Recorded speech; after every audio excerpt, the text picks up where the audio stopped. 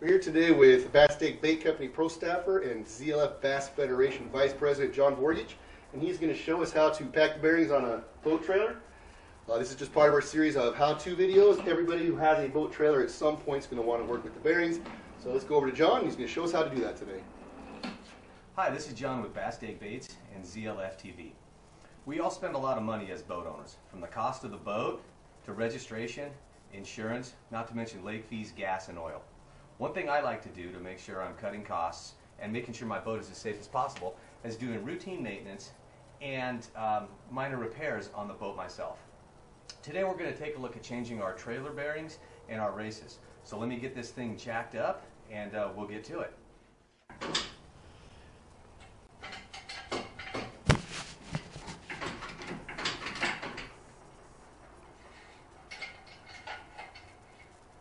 Go. So now that we've got the trailer jacked up and our jacks stand in place for safety, we're going to take a look at the wheel itself. A couple of things that you need to look for when you're looking at replacing your trailer bearings are the wheel itself, whether there's any play in the wheel at all, back and forth, whether when you spin the wheel with your hand on it, I don't know if you can see that on camera, you can feel a little bit of resistance in one spot as it runs along, and most importantly, when you spin the wheel, you can almost hear that a little bit where you've got some drag and some resistance. So this is the fourth bearing that we're going to replace. The first one was so disintegrated that when we removed the hub, it actually fell apart, which told me that all of these are getting replaced for safety purposes.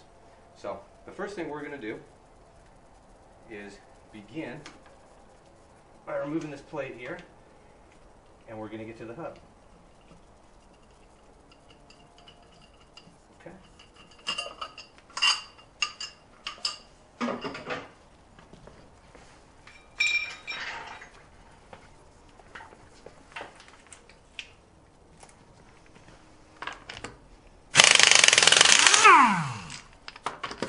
Okay, with the lug nuts removed, we can go ahead and remove the rim of the tire, and that's going to expose the hub. One thing that's good to do when you get your tire off is check the back of your tire. First of all, for any wear and tear, you can see right here we've got some buildup of grease, which is potentially an indicator of the fact that our seal might be bad. The other thing you want to look for is you want to take your tire codes out. And you can go to the manufacturer's website of these tires and put in the codes, and they'll tell you when the tires were manufactured. If your tire is over 6 years old, even if the tread is fine, you want to replace the tire. Keeping a tire over 6 years, the tread can separate from the tire, it can damage your trailer and even your boat. Okay, you want to remove your grease fitting. I prefer to use a rubber mallet when doing this. Sometimes you really got to whack it to get it off. That's probably going to be edited. There we go. Alright, and we can see right there, if you want to get a close-up of that, before we do anything else, you can see that we've got not a huge amount of grease in there. You can see water, and if you look in there, you can see rust. All of which are indicators that although there is grease in there, the grease is old and it's been compromised by water. So we're going to go ahead and remove this and get going. I like to remove as much of the grease as possible to see what I'm doing. And there's a cotter pin in here. To remove the cotter pin, you're going to bend it as straight as possible. And it appears this one's been taken out before and reinserted, so it's a little crooked.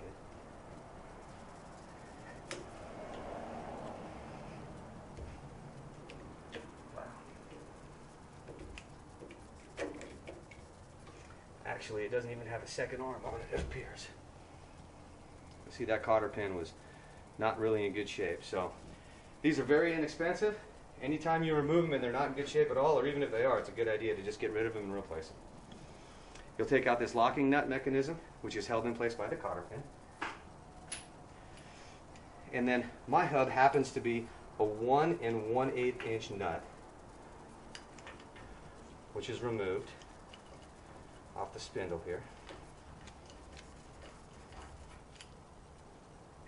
And in removing that nut, a good strong pull will remove the rest of the hub and will expose the front side of bearings, which has a huge chunk of something in it. Does not look very well lubricated, at least with clean grease. And we'll expose the seal along with the bearing that's located inside of there. So what we're going to do next is pound these races out, clean this up, replace the races, lube the bearings, reinstall, and we should be in good shape. So when you're removing the seal, you're going to be replacing it. So you don't really have to be too nice about it. The objective is to get it out without damaging the hub at all, which shouldn't be a problem. Get your screwdriver in there, right up against the seal.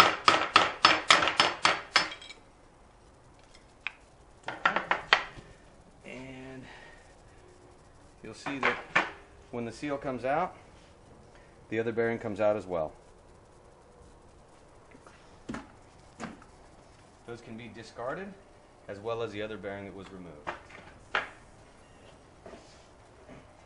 This is where things get a little bit messy and greasy. So, as you've noticed, I do like to wear gloves. Okay, you'll see in here that although I did re-grease these bearings, there's a lot of clean grease in here. There was plenty of old, ugly, nasty grease too, which, with that seal being compromised, it doesn't really matter how much grease you put in. Once it's been compromised, you're going to get water in there, and eventually you're going to have some problems.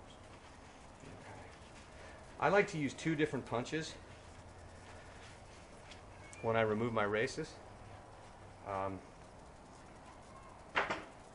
just in case I get a little dent in one or something. I've got the other one that I can use and kind of pound it out. You'll feel that there's a ridge in there on the race, and you're not just going to pound the race out.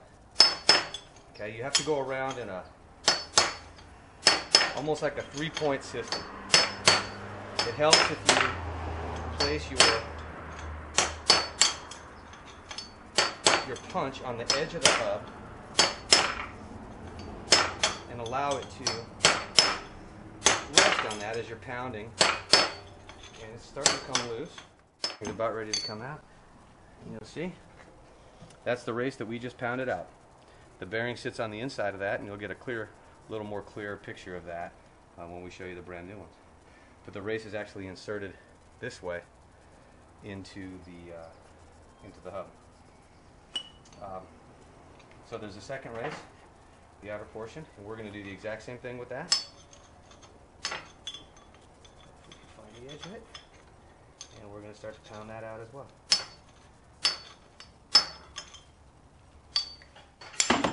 It'll be your first hit. Oh. Don't do that. Don't do that, but show them you got to whack it a few times. But here you go. And that's the smaller of the 2 races. We're going to clean all of this stuff up, and then we're going to talk about packing some bearings and getting these things reinstalled and the wheel assembly back together. So, what we ended up doing is here, you need to know what size bearings that you have. I happen to have a number 84 spindle. So when I went to my local boat shop, I was able to purchase a bearing kit, which includes 2 bearings, 2 races, and 1 seal with a cotter pin. After looking at the seal in the package, I made a determination that this was a higher quality seal, so I spent an extra $20 on the entire project and purchased 4 additional seals. I figure if it keeps me from having to replace this for another 1.5 or 2 years, then it's well worth it. So, probably the most important aspect of doing this is making sure that you do have the right size bearings and races, of course.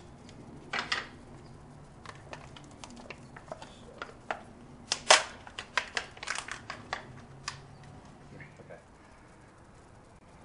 So this is your race, and as we stated before, the race is going to be pounded directly into the hub in this fashion. Once it's in there, the bearing is placed on the spindle in this direction and will rest on the smooth surface of the race once it's been packed with grease. The grease seal, which we're going to get rid of this one, will go on the back, and it actually keeps the grease inside the hub assembly, keeps the water out, and keeps the bearings nice and lubricated. So let's go ahead and get started in pounding in a race. And again, I like to pound these in on the concrete. I don't like a lot of movement and I keep both of these punches handy in the event that one tends to sit a little nicer on the lip than the other. So when you first start, you want to gently work it around, and you're never going to pound these in one hit. Okay? It takes a while to pound these in, and you need to do so in a nice uniform way. If you feel one end going too far in, you need to pound on the other end until it matches. And then you'll see once you get it straight, which it is now, you'll see that the race will start to slide in a little easier. Once it gets level, this is the trickiest part. You have to perch your punch right on the edge and work your way around in almost in a three-point system until your race gets just below the hub. This gets a lot easier once your race gets below the hub because you have something to rest your punch on while you're hammering. But for these few punches, it does get somewhat precarious. So we're just going to continue to work our way around here until we get this punch, until we get this race properly seated in the hub. Now hopefully when this race gets properly seated in the hubs, you're going to hear a difference in the way it sounds.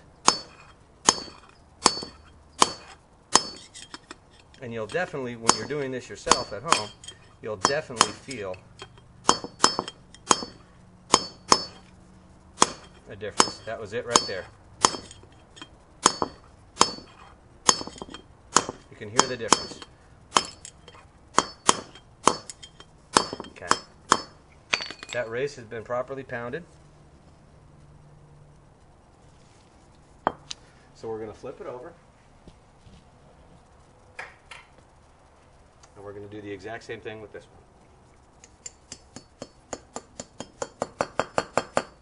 Sacrifice I'm willing to make.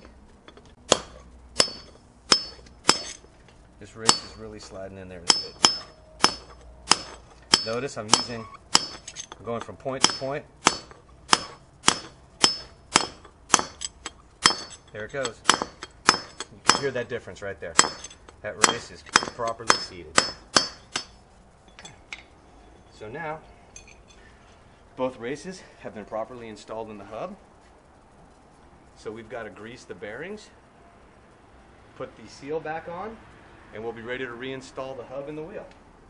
There's two main different ways that you can grease a bearing. There's different bearing packers that you can go out and purchase. For the average person that maybe will do this once in their, every 10 years or 5 years, whatever, I prefer to just simply use the hand method of packing a bearing. So you'll take some quality marine grease,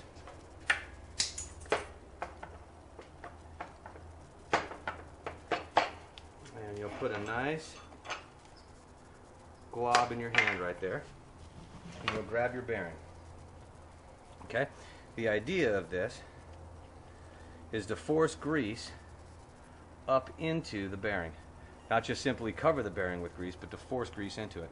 So to do that, you'll take just small amounts and you'll force it.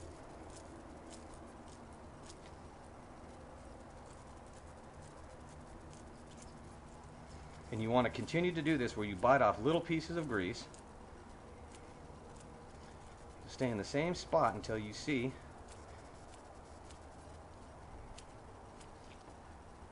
the grease is actually coming through the bearing, which means that that grease has been forced through the entire bearing. And then you move on. You'll do this until you properly grease the entire bearing, and then we'll go ahead and do the other bearing and see you back here in just a couple of minutes. Alright, so here we are. We finished greasing these bearings. We're going to install the larger of the two bearings in the rear portion of the hub, and then we are going to put in the seal around it. Now the seal can get tricky, so don't get frustrated. Seals are much more delicate than the races we put in, so you don't want to completely just sit there and whack on them with a hammer. You want to make sure that they're getting in there and they are seating properly and going in straight before you get them completely in. You don't want to damage the seal in any way. Before the bearing goes in, you want to make sure that it's not over greased, but it's got plenty of grease on it. Okay? And again, you want to make sure when you're doing this that you're using a marine grease.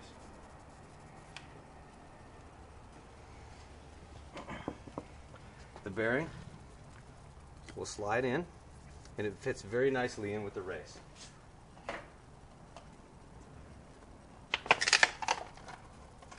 Again, I purchased a different seal because I wasn't really thrilled with the seals that it came with, so I wanted something a little bit sturdier. It would hopefully last a little longer.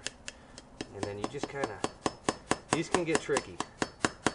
So you gotta really feel where they're going in, and as you can see, a little too much pressure on one side and the things completely pop out. Okay, so once we get this seated, or once we get it in, again, you're going to want to make sure that it's properly seated in there. Okay, level with the back of the hub, and it's properly installed. Okay, our next step is going to be coming back in here. We're going to get a little extra light on this hub, and we're going to do a few things to the hub before we reinstall, or the spindle, I'm sorry, before we reinstall the hub. Okay, so we're getting ready to install the hub back on the spindle, and this is a good opportunity to wipe everything down, clean everything up, make sure we don't have any damage to it, make sure that the spindle's smooth and free and clear of all of that old nasty grease that was on there. One thing I always like to do as well, this is your zerk fitting right here, and there's a hole on the other side which, when you force grease through the zerk fitting, will come out in between the seal and the bearings, so that you can lubricate the bearings without having to remove all of this. Just simply access this zerk fitting. So while I've got this all apart, I want to make sure that this is still working, that this isn't clogged up. And to do so, you'll just place your zerk fitting, your grease gun on your zerk fitting, and you'll give it a little squeeze, and you'll see that right here on the outside, we've got grease coming out of that hole. And it's actually clean grease. Okay, so we know that that's working properly. I like to take some grease in my hand,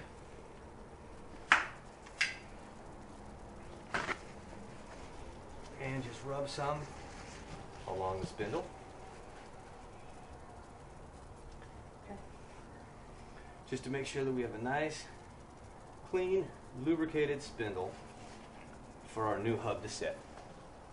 Or not our new hub, but our freshly. So when you place this on, you want to try to make sure you're going in straight, and then it seats in all the way. Holding it straight will then allow you to properly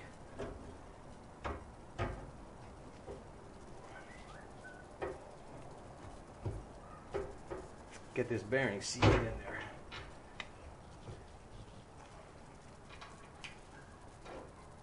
As such. Okay? There's a flat spot on the spindle, which will be matched up with the flat spot of this washer. Okay. Our next step, we'll place our nut back on.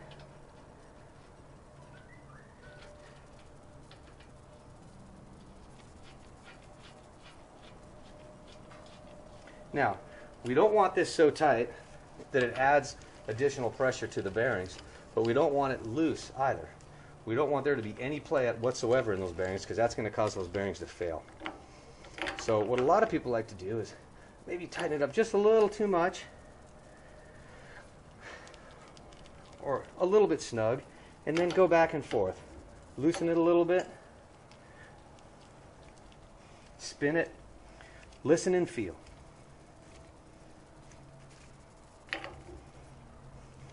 Snug it a little bit. Okay. And that right there feels pretty good.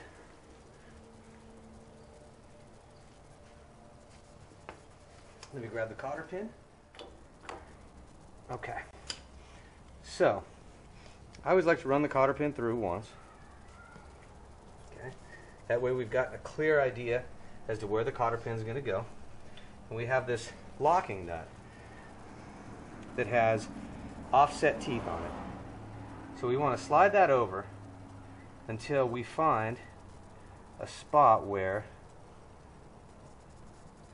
there we go, those teeth are spaced out so that the cotter pin will flow freely through the hole. And sometimes it takes a little finessing or even a little bit of a love tap to get those in there, especially if it's not quite perfectly aligned. Okay.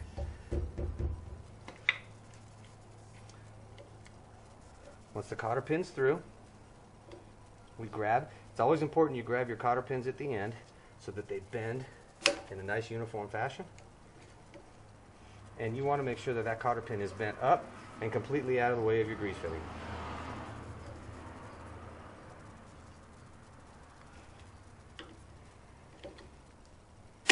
And again, up and out of the way of the grease fitting. Now, before we go ahead and install the tire, one of the things I like to do, this is a boat trailer, okay, and it gets put in the water. So, to keep these lugs from rusting, it's never a bad idea just to put, again, a little bit of marine grease.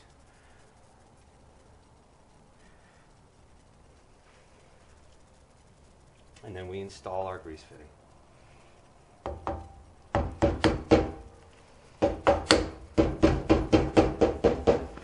Once done, I like to remove the cover of the grease fitting, give it a few squirts on the Zerk fitting to make sure that we do have grease in there and it's flowing through. We know that we did grease it, but it never hurts to just make sure we get an extra pump or two. Okay. And then I always give a squirt or two on the inside just to make sure that we are well lubricated. Okay. A final check. Again, the hub is spinning freely. No weird sounds. I don't feel any play in the hub. So we're going to go ahead at this time and install the tire and see how it goes.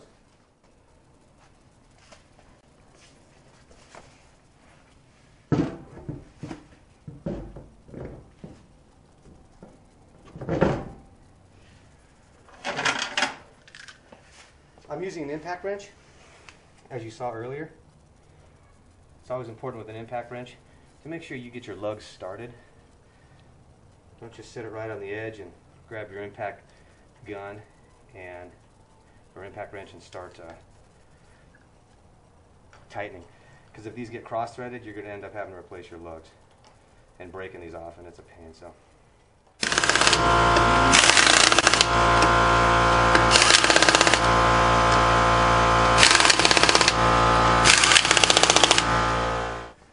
With things properly installed, we check, we see we've got a much more quiet spin.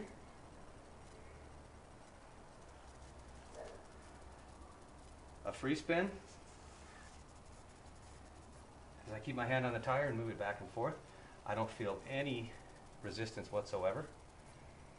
Okay. And there is no play back and forth on the tire. I would say that all in all, we've done a successful job. So thanks for tuning in, and we hope this helps.